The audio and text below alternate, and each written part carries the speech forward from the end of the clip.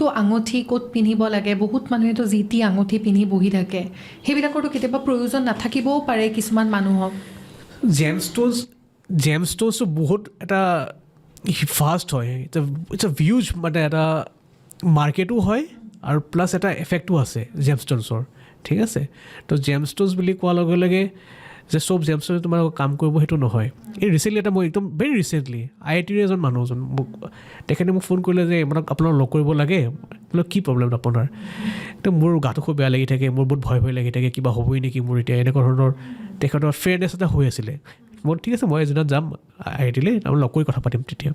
এতিয়া লগ কৰিলোঁ, চালোঁ যে কি হ'ল, এতিয়া মানুহজনে ঢেৰ আঙুঠি পিন্ধি আছে। মই ক'লোঁ আপুনি এইবিলাক কিয় পিন্ধিছে? মোক দিছে কোনোবাই, বোলে পিন্ধা ঠিক আছে, বাট এইটো কিয় পিন্ধিছে?